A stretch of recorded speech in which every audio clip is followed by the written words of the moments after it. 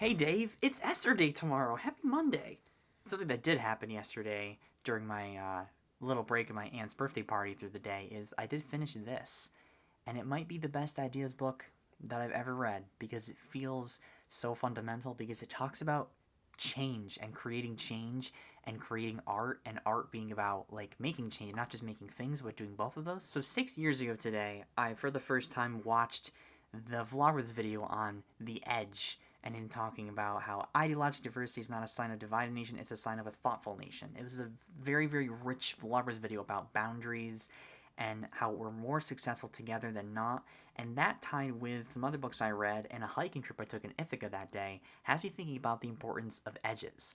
But this book by Seth has given me a new appreciation and thought about edges. We have found ways to extend our way into biomes and yet still maintain them in the same way that we've found ways to serve the world in different ways creatively and still maintain those processes. I think my favorite part in this book focuses on the importance of constraints, on like the idea of an edge where you cannot cross it but you utilize it because you can't create change for everything. So I have to like choose constraints to leverage in order to make change happen through the processes that I enjoy. But this chapter, 208, they talk about Monty Python a little bit in here and how that worked and how that was successful, which is fun.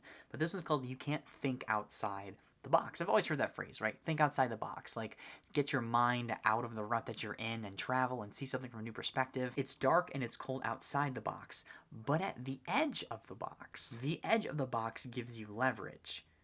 When you find the edge of the box, you're in the place that has scared away those that came before you. It's from this edge that you can turn the constraint into an advantage instead of an excuse. There's also this other chapter that's really interesting called You're Not the Boss, but You Are in Charge. For example, right? The mind is a great servant but a terrible master, as I've said in previous YouTube videos that I've made. We're not the boss, because the mind and the nature is sort of the boss, because that's what happens by default. Nature is the boss. They're the boss. My body is the boss. I didn't control when I got appendicitis. Like, our bodies are sort of the boss.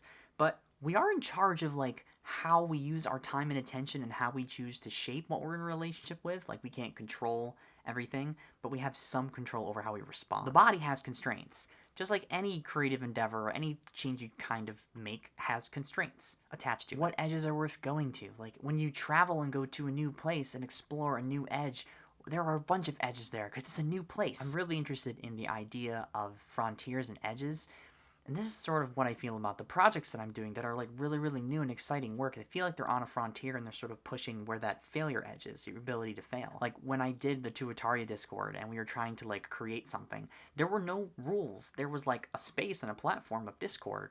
But maybe it's the same sort of feeling that people who made Discord were feeling. Like, we're at this frontier where we have the ability to create change and help people make something. Being able to, like, bring the future to somebody in a small way, because the future can't be everywhere at once. Super excited about this. This book is like an edge. Like, the ideas in here, the way it's helping me think about things and change things are new edges I'm discovering on how to create change and take advantage of the constraints that I choose in my life and the metrics that I choose. It's a context-based book. It teaches you about context and the change you're trying to make because it's not about a specific kind of change.